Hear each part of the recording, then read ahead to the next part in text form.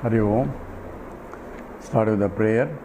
Om Samasta Jana Kalyane Niratam Karunamayam Namami Chinmayam Devam Adgurum Brahma Vidvaram Vasudeva Sutam Devam Kamsa Chanura Mardhanam Devaki Paramanandam Krishnam Vande Jagadgurum Tvameva Mata Cha Pita Tvameva Tvameva Bandhusya Sakha Tvameva Tvameva Vidya Dravidam Tvameva Tvameva Sarvam Amadeva Deva Tvameva Sarvam Gurudeva Deva. Hari Om. We are analyzing the Vijnanamaya Kosha and said Vijnanamaya Kosha or the intellectual sheath is very close to the consciousness, and that means consciousness directly gets reflection of the consciousness occurs in the buddhi, and that is essentially called Chidabhasa, and that is buddhi. Because of that is buddhi is getting activated as a conscious entity because of the borrowed consciousness, and the activated buddhi is now that consciousness ripples to the mind, Manomaya Kosha, then Pranamaya Kosha, then Vijnanamaya Kosha, all the way. So all things are getting activated in terms of actions. So the mind is acting, mind is very active, and continuously thinking goes on, and the pranas, all the physiological functions are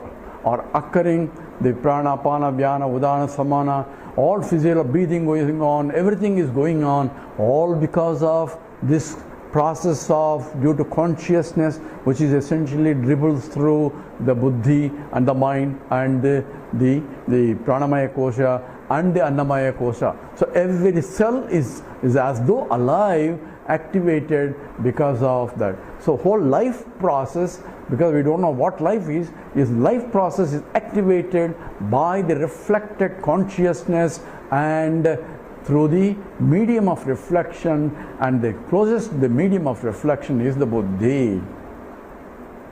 In the Atma Bodha, it is Sada Sarvagatopyatma na Sarvatra Vabhasate Udhya Veva Bhaseta Swacheshu Pratibimbavat. So even though it is consciousness is all pervading, Sada Sarvagatopyatma na Sarvatra Vabhasate, you cannot see that consciousness everywhere, because for me to see consciousness, I need a reflecting medium. For me to see light in this room, I need an object to reflect. Without the object reflecting, I will not be able to recognize, not that the light is there, but I am not able to recognize the presence of the light without getting reflected. Just as you are seeing my hand, because there is a light is there where the hand is, and that is getting reflected. If I remove the hand, you cannot see the light where the hand was. So therefore I need the hand for reflection also. So even though all pervading consciousness is everywhere,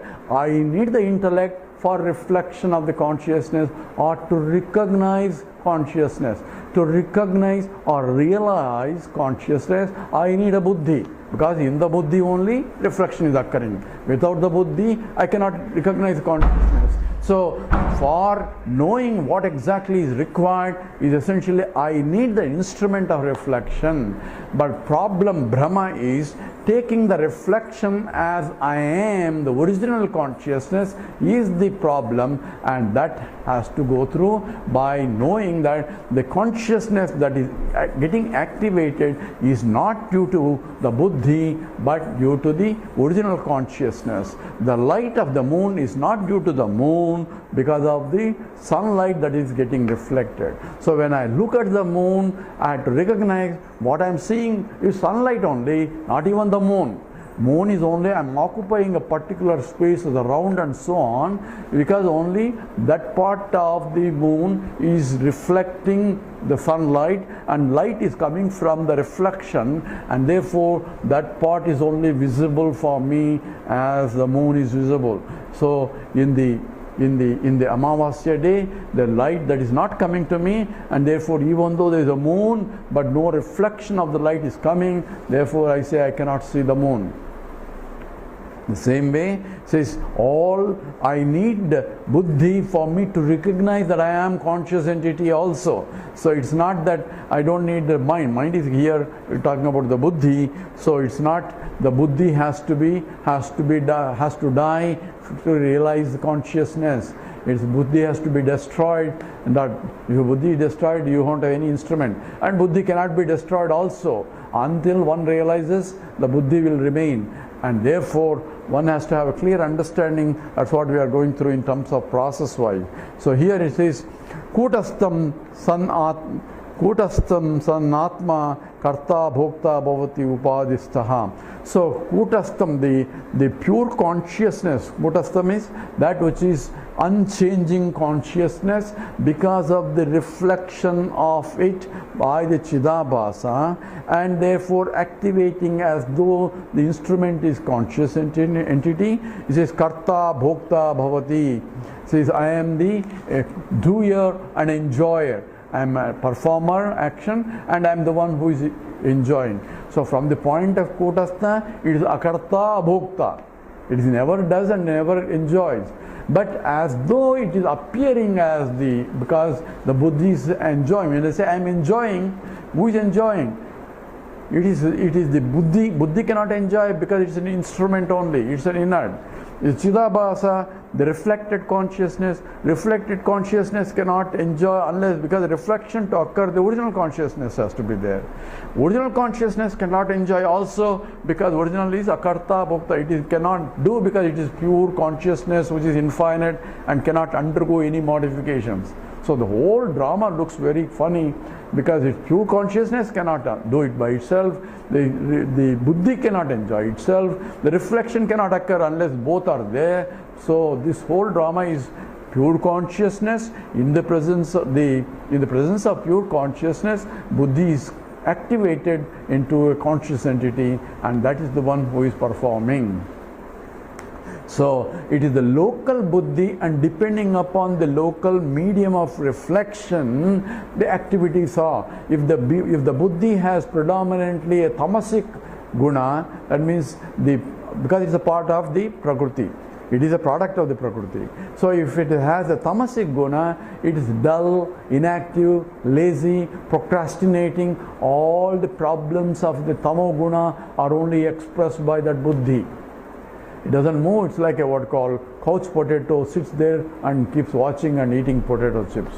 And that's essentially is what a tamasic guna is. In the 18th chapter of Gita, the Krishna gives you the activities of a tamas versus a rajasic versus a sattvic person, or the person who has a tamo guna versus rajo guna or sattva guna. And depending on that, activities and the knowledge also takes place.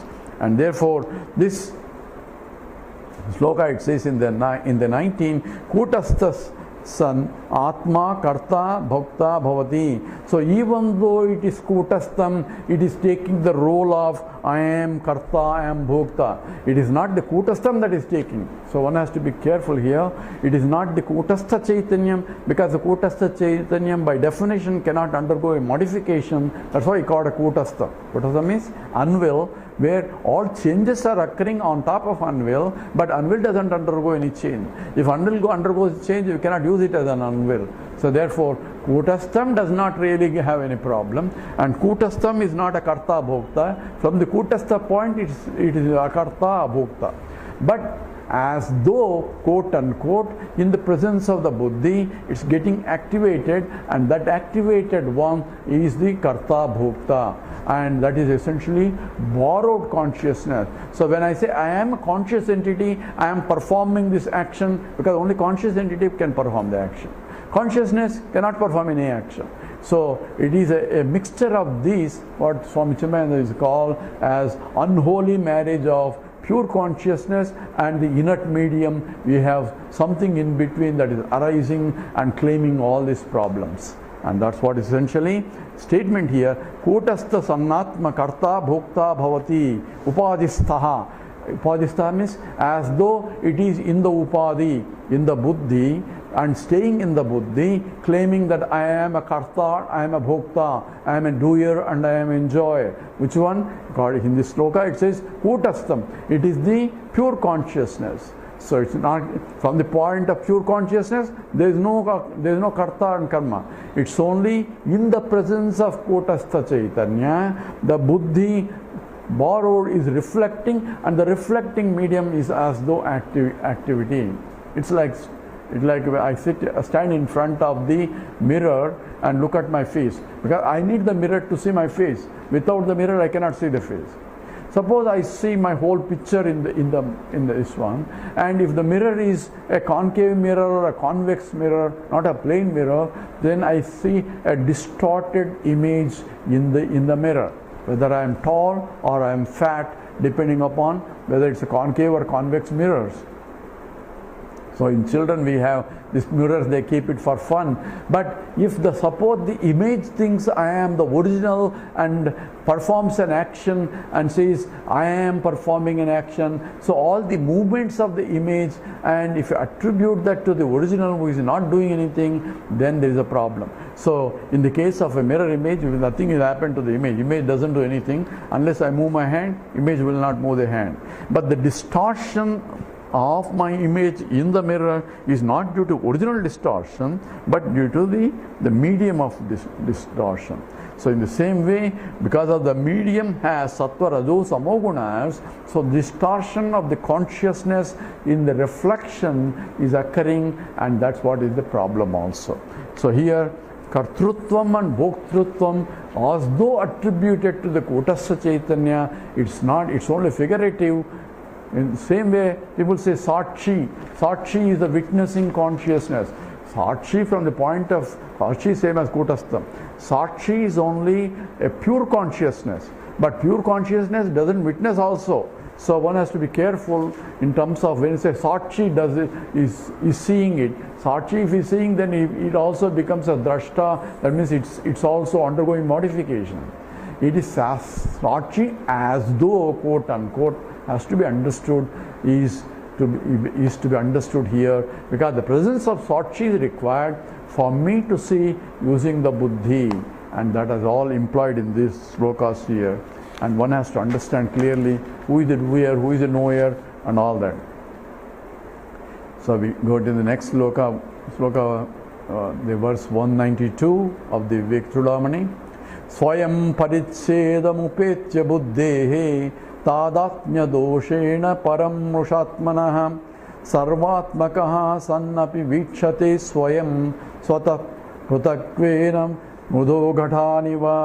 Here he is explaining, clarifying the previous sloka here. Swayam paritsedam upetya buddhehe tadatmya doshena param mృషాత్మనः sarvatmakaha sannapi vikshate swayam swatah pruthaktvena mrudo gataniva.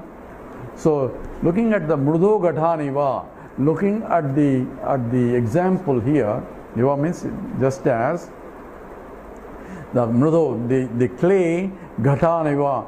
See, looking at the clay has become ghatam, right? That's how the material cause. So looking at this, I have become a ghatam. Ghatam is pot. So I have become a pot, and I am this pot, and the other fellow is a bigger pot, and this is a smaller pot, and different sizes of pots are there. So the mind says, oh, I am only small, the other pot is bigger than me. Who is claiming? The clay is claiming that I am a pot. Says you are not a pot. Pot is only a form, and a name is given for this form, and you are originally pure, nothing but pure clay, and you are not become a pot. There is no pot here from the pure clay point. What is there is only a form, and you give a name. There is no substantive pot there. Substantive is only clay only. You can apply this to any the material cause. So the material cause is pure consciousness and Satchidananda Swarupam. It itself became many. So Ghatadivata, when it became many, identifying with the form that I am, this is the problem. So here we are talking about the creation where the pure consciousness as though, quote unquote, has become many. Because we already said infinite consciousness cannot become many. Because infinite consciousness cannot undergo any modification. Therefore, from the point of infinite consciousness, there is no creation even. So all these discussions have nothing to do with the pure consciousness. We cannot even point out what is the pure consciousness. Because yado vacho nivartante aprapya manasa saha. Even the words cannot reach there, the mind cannot reach there, because it is infinite, unperturbed by any of this process. But yet, pure consciousness, quote unquote, as though has become many. And once it become many, it itself is a material cause. So even the buddhi is, the reflecting medium is nothing but pure consciousness only in the form of sat expressed as sat, because it's an inert. So pure consciousness expressed as the existence in the form of a buddhi, and buddhi is just a name and a form of the pure consciousness, and with attributes of getting the reflecting the consciousness of the conscious part. So existent inert is reflecting the conscious part, and that is what is called Chidabhasa. And for that, original consciousness is still there, and from the original consciousness the whole thing is only an apparent only and not real. So all that is important in clear understanding. Swayam parichedam upeti buddhehe. In the buddhi, this I am parichinnam means I am limited. So that notion arises in the buddhi that I am only a local entity forming. Just like the pot thinks I am only limited guy, and other pot is different from me. Same way, ring thinks that I am only a ring, and necklace is different, and bracelet is different, and necklace is more lucky than I am because this lady is using me in rubbing everything, whereas necklace is happily sitting there close to the heart. So ring has a complaint, necklace also has a complaint because it says I am stuffed here, ring is meeting everybody all over the world, transacting everywhere, but I am only staying inside the neck here. So ring has a problem as a ring, necklace has a problem as a necklace. But if ring and a necklace are nothing but the gold only, from the gold point there is no problem. I am ring, I am necklace, I am bracelet, look at my vibhuti, look at my glory. I can exist in different forms and different shapes, and that's all my glory too. So from the point of parichedam, the division or the localization or the limitations of desa kala vastu parichedam. That means I am limited by space, I am limited by time, I am limited by vastu, object wise, because I am different and other fellow is different. All these notions in the buddhi, swayam, that notions in the buddhi, tadatmya doshena param mushanaha, the conscious entity that I am, because of the notions in the buddhi, these are my notions. So the ownership comes from the pure consciousness which is reflected there, and that has the problem. Tadatmya doshena, because of the identity with the local equipment as I am. So sarvatmaka sannapi, even though I am all pervading and essence of all things in the universe, Vichati swayam swataha pratakvena mrudu gatadati. So I see myself as only a localized entity. So because of the tadatmyam, that means because of the wrong understanding or identification that I am this. Why I identify? Because of the mula vidya. So all that is implied in here in terms of how the notions in the buddhi arises. The notion, what is the notion? That I am this arises in the buddhi. What is the buddhi? It's not a buddhi per se, but it is activated buddhi. Activation actually means reflected consciousness in the buddhi. Reflected consciousness itself cannot occur unless there is original consciousness. So the original consciousness with the reflecting medium and the reflection claims that I am the localized entity. So who has to realize that original consciousness using the buddhi and the reflection has to recognize that I am not this, I am the total. From the point of pure consciousness alone, there is none of this is occurring. So this is all cock and bull story in a way that it's because a notion is taken, the apparent creation has recognized as a real creation, and the fellow is suffering, the jiva is suffering and complaining about it. If he's not complaining and he says, oh, this is all my glory, then the mission accomplished, the problem is solved. So because of the wrong notions in the mind, taking the apparent things as a real, the problems have become real also. The apparent problems have become a real problem. Apparent parichedam. Parichedam means the limitations of desa vastu kalam, the limitations, space-wise limitation, time-wise limitation, and object-wise limitations has become my limitations, and therefore all that is just like gold having a problem. Hey, I am only a small ring and I am limited here by identifying itself with the form and qualities and attributes of the ring which do not really belong to the gold. So even though gold is the substantive of the ring, the properties of the ring do not touch the gold also. So this has to be understood, and the same way it says mrudo gataniva. So just as the clay identifying the properties of the pot as my properties. What are the properties? I am only of this size, I am only limited, I have only limited space, and the other pot is bigger, another pot is better, and this pot is I am keeping all the dirty things in that, the other pot is having a beautiful things in it. All the notions of the pot does not belong to the clay. If I claim that I am a clay, this becomes my vibhuti. Not that something is different. Now I understand that it is my own glory, and therefore pasyame yoga Ishwaram. Krishna says, look at my glory, they are all in me, but nothing will affect me, because mayadakshin, the maya tadamidam sarvam jagad avyakta murtina mastani sarva bhutani, all beings are in me, nacha mastani bhutani, no beings are in me too. That is a knowledge in spite of having beings there. In spite of having a pot, the mud can claim there are no pots here, I am only in this form here, in that form, it's only me, clay only there, in varieties of names and forms. That has to be understood.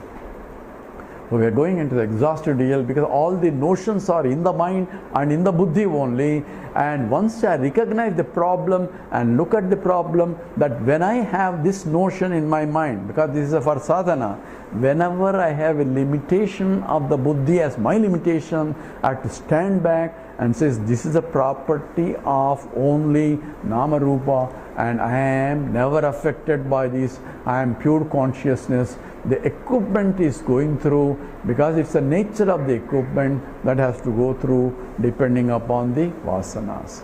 All that has to be applied, and we go further into that, and we have a question that the student will ask later. All that we will analyze in the next talks. Hari Om.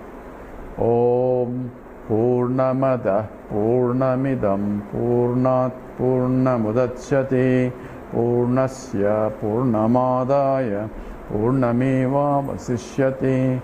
Om Shanti Shanti Shanti. Harihi Om Sri Gurubhyo Namaha. Harihi Om.